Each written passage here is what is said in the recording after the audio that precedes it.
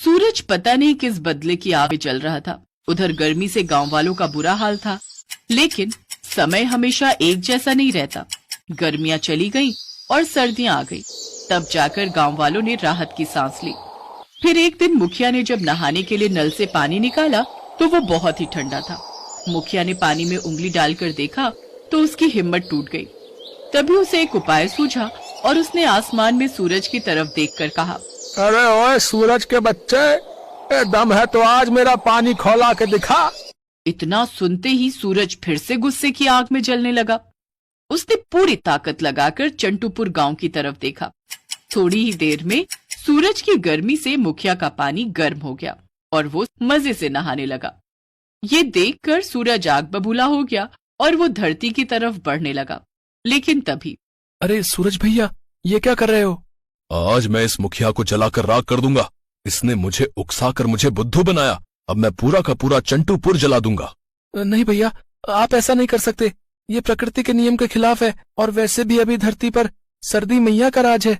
अगर उन्हें गुस्सा आ गया ना तो आपकी खैर नहीं। मैं किसी से नहीं डरता। चंदा, तू हट मेरे रास्ते से, वरना। सूरज की धमकी से डरकर चंदा पीछे हट गया। फिर गुस्से से लाल पीला सूरज पूरी ताकत से चंटूपुर की तरफ बढ़ने लगा। ये देखकर सर्दी मैया नाराज हो गई। पहली बार सूरज ने अपनी सीमा लांघकर उन्हें सीधे चुनौती दी थी। सर्दी मैया ने भी गुस्से में आकर ठंडी हवाओं के झोंके सूरज की तरफ भेजे, जिससे न सिर्फ सूरज की रफ्तार कम हो गई, बल्कि उसकी रोशनी और गर्मी भी 100 वॉट के बल्ब से घटकर बस 5 वॉट के बल्ब जैसी होने लगी। उसे चक्कर आने लगे। उसकी ऐसी हालत देखकर चांद ने फौरन एक रस्सी फेंकी और उससे बांधकर सूरज को वापस ऊपर खींच लिया। चांद ने देखा कि सूरज जम चुका था।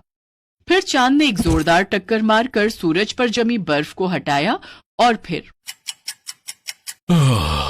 वो क्या था? था नहीं, थी। सर्दी मैया का एक वार नहीं झेल पाए तुम भैया। वो तो शुक्र करो कि मैंने तुम्हें बचा लिया, वरना तुम्हारा तो नामो निशान खत्म था आज। अरे, मुझे अजीब सा क्यों लग रहा है? जैसे ही सूरज ने चीख मारी, उसकी नाक से एक आग का गोला निकला और वो जाकर सीधे चांद के माथे पर जा लगा, जिससे चांद थोड़ा सा जल गया। अच्छा। ओ भैया, यार तुम्हारी तो गर्मी भी बुरी है और ठंड भी। गए काम से तुम तो। तुम्हें ठंड लग गई है। अब मैं क्या करूं? अच्छू! अरे भैया, पहले तो तुम ये छींक मारना बंद करो, वरना अपने ही छोटे भाई को जलाकर मार डालोगे। एक काम करो, गांव वालों से मदद मांगो, अब वही कुछ कर पाएंगे। अच्छू! कभी नहीं। अच्छू! हरगिज नहीं। मैं अच्छू! मैं मर जाऊंगा, सच में मर जाऊंगा। यार बता, किससे बात करनी है? सूरज को बुरी तरह से ठंड लग गई थी। उसकी हालत खराब थी। चंदा के समझाने पर वो मुखिया से हाथ जोड़कर बोला, ओ मुखिया, ओ मेरे भाई, मेरी मदद कर दे यार, मुझे ठंड लग गई है। आया मजा बेटे, हैं? प्रकृति के नियमों से खिलवाड़ करने चला था ना तू? हमारे गांव को जलाने चला था। गलती हो गई भाई। अच्छू! अरे माफ कर दे। जैसे ही सूरज ने मुखिया की तरफ छींका तो फिर से एक आग का गोला निकला और मुखिया ने कूदकर अपनी जान बचाई। ओए पागल, ओए अभी जला देता मुझे तो भाई, तेरी हालत तो बहुत ही खराब है।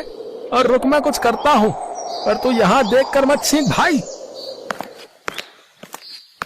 मुखिया ने सारी बात जाकर कमला काकी को बताई।